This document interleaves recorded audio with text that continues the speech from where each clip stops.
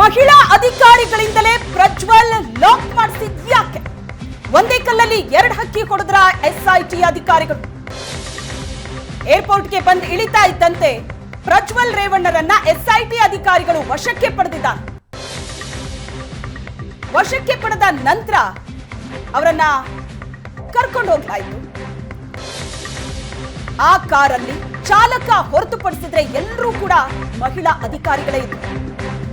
ಲೈಂಗಿಕ ದೌರ್ಜನ್ಯಕ್ಕೆ ಒಳಗಾದ ಮಹಿಳೆಯರ ಸಂಖ್ಯೆ ಕೂಡ ಬಹಳ ದೊಡ್ಡದಿದೆ. ಮಹಿಳಾ ಅಧಿಕಾರಿಗಳಿಂದಲೇ ಪ್ರಜ್ವಲ್ ಬಂಧಿಸಿ ಅವಮಾನ ಮಾಡುವಂತಹ ಉದ್ದೇಶನ ಇದು. ಸಂತ್ರಸ್ತ ಮಹಿಳೆಯರಿಗೆ ಧೈರ್ಯ ತುಂಬಬೇಕು ಅನ್ನೋ ಸಂದೇಶ. ಧೈರ್ಯವಾಗಿ ದೂರು ನೀಡುವಂತೆ ಮೆಸೇಜ್ ಅನ್ನ ರವಾನಿಸಿದೆ ಎಸ್ಐಟಿ.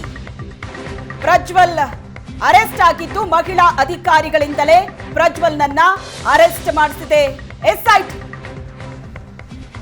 ಈ ಬಗ್ಗೆ ಹೆಚ್ಚಿನ ಡೀಟೇಲ್ಸ್ ಅನ್ನ ಕೊಡ್ತಾರೆ ನಮ್ಮ ಪ್ರತಿನಿಧಿ ಮಂಜು ಸಂಪರ್ಕದಲ್ಲಿದ್ದಾರೆ.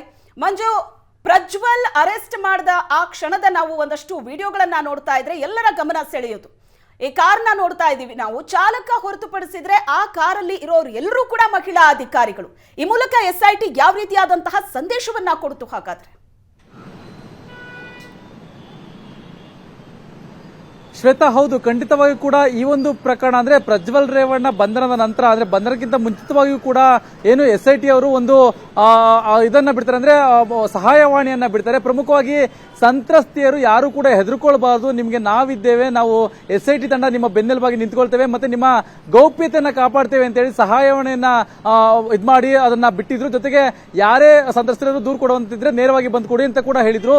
ಇದಕ್ಕೆ ಸಂಬಂಧಪಟ್ಟಂತೆ ಪ್ರಜ್ವಲ್ ರೇವಣ್ಣರನ್ನ ನಿನ್ನೆ ಏನು ಎಸ್ಐಟಿ ಅಧಿಕಾರಿಗಳು ಬಂಧನವನ್ನ ಮಾಡುವಂತ ಸಂದರ್ಭದಲ್ಲಿ ಮಹಿಳಾ ಅಧಿಕಾರಿಗಳೇ ಬಂಧನವನ್ನ ಮಾಡಿರ್ತಕ್ಕಂಥದ್ದು. ಪ್ರಮುಖವಾಗಿ ಇದರ ಸಂದೇಶವನ್ನ ರವಾನೆ ಮಾಡ್ತಕ್ಕಂಥದ್ದು ಎರಡು ರೀತಿಯಲ್ಲಿ, ಅಂದ್ರೆ ಒಂದೇ ಕಡೆಯಲ್ಲಿ ಎರಡು ಹಕ್ಕಿ ಹೊಡೆದಂತೆ.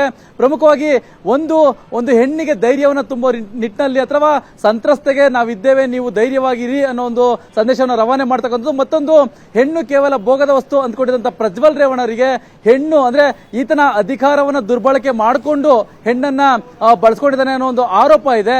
ಈ ಆರೋಪದ ಅಡಿಯಲ್ಲಿ ಅಧಿಕಾರ ಇರ್ತಕ್ಕಂಥ ಹೆಣ್ಣು ಏನ್ ಬೇಕಾದ್ರೂ ಮಾಡಬಹುದು ಅನ್ನೋದನ್ನ ಪ್ರಜ್ವಲ್ ರೇವಣ್ಣರಿಗೆ ತಿಳಿಸಬೇಕಾಗಿತ್ತು, ಅವರಿಗೆ ಅವಮಾನ ಮಾಡಬೇಕಾಗಿತ್ತು ಅನ್ನೋ ನಿಟ್ಟಿನಲ್ಲಿ ಕೂಡ ಎಸ್ಐಟಿ ಅಧಿಕಾರಿಗಳು ಈಗ ಏನು ಒಬ್ಬ ಚಾಲಕರನ್ನ ಹೊರತುಪಡಿಸಿದ್ರೆ ಇನ್ನುಳಿದಂತ 5 ಅಧಿಕಾರಿಗಳು ಮಹಿಳಾ ಅಧಿಕಾರಿಗಳ ಸಮ್ಮುಖದಲ್ಲಿ ಪ್ರಜ್ವಲ್ ರೇವಣ್ಣರನ್ನ ಬಂಧನವನ್ನ ಮಾಡಿಕೊಂಡು ಎಸ್ಐಟಿ ಕಚೇರಿಗೆ ಕರೆತಂದಿರ್ತಕ್ಕಂಥ.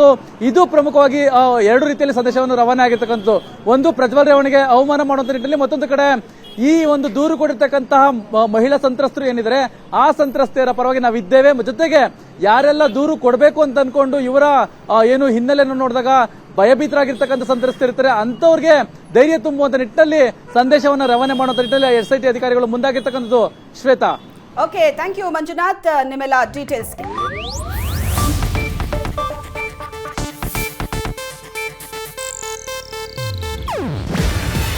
ಇದು ಏಷ್ಯಾನೆಟ್ ನ್ಯೂಸ್ ನೆಟ್ವರ್ಕ್ ಪ್ರಸ್ತುತಿ. ನೀವು ನೋಡ್ತಿದ್ದೀರಾ ಏಷ್ಯಾನೆಟ್ ಸುವರ್ಣ ನ್ಯೂಸ್.